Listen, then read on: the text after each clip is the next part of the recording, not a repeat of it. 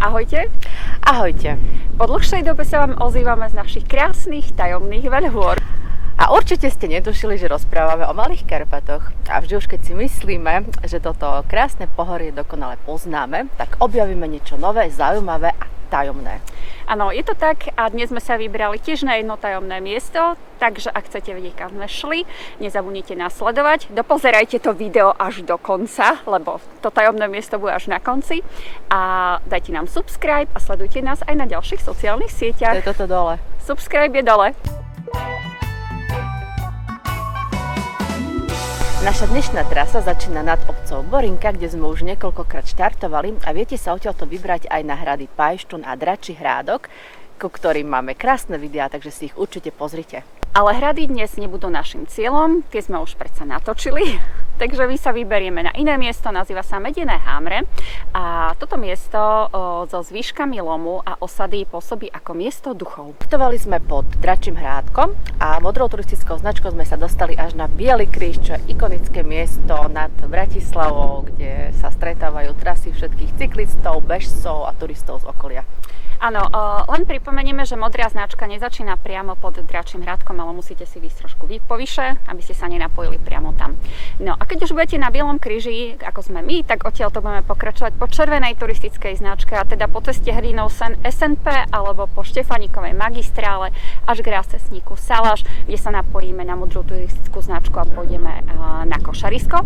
A táto trasa, po ktorej pôjdeme, je veľmi obľúbená pre cyklistov, pretože sa po nej dá dostať až na Pezinskú babu. Veľmi pekná cyklotrasa. A cez spomínané Košarisko sa môžete napríklad dostať až do Stupavy. Do Stupavy nepôjdeme. My sa vyberieme tak, aby sme skončili nad Borinkou a pôjdeme zelenou turistickou značkou, časťou, ktorá sa volá Prepad Leže. Dobre, si to pamätám, výborne. A tá skrýva veľa zaujímavostí, nielen kameňolom, ale aj vodopád. A ak v zime máte šťastie, tak sa premení na krásny ľadopád, ktorý má strašne veľa metrov, že? 10 metrov. Až 10, no.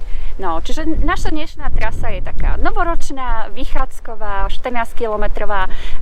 Mali by sme ju prejsť za 4 hodiny, veríme, že to spravíme aj rýchlejšie a vy nás sledujte, ideme ďalej.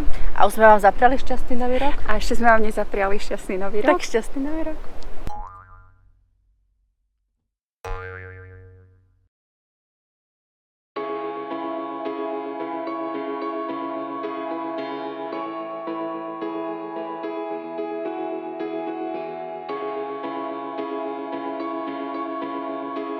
Medené Hamre je názov bývalej osady v katastri obce Borinka v okrese Malacký.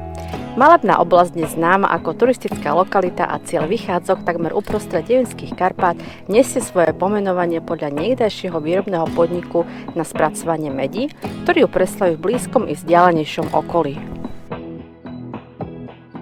Osadu založil maďarský majster Johann Mayer v 18. storočí. Spracovávala sa tu medená ruda a šrot. Ruda sa vozila z Rakúska z okolia Viedne. Miestny priemysel prosperoval až takmer 100 rokov. Vyrábali sa tu medené polotovary, ale aj hotové výrobky, ako napríklad riad.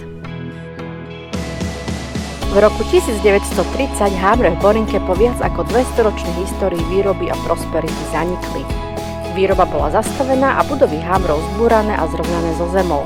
Zostali z nich iba zvyšky vodných náhonov v svahu nad Stupavským potokom. Zo slávy tejto osady tiež mnoho neostalo. Dnes možno obdivovať v podstate len barokovú kaplnku svätého Michala, ktorá je jediná zachovaná v dobrom stave. Je ťažké si predstaviť, že na tomto tichom podhorskom mieste kedysi panoval priemyselný ruch.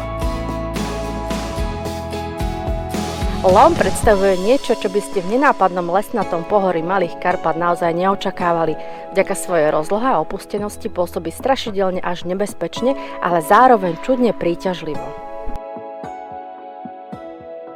Navyše o tomto mieste kolovali nepríjemné legendy o mužovi strážiacom toto miesto, ktorý zvykol prebývať v priľahlých stavbách. Lezecká oblasť Medené Hamre je ale aspoň podľa horolezcov to najlepšie, čo mohlo bratislavskú horolezeckú scénu stretnúť. Za pár rokov sa z malej skalky stalo lezecké centrum regiónu.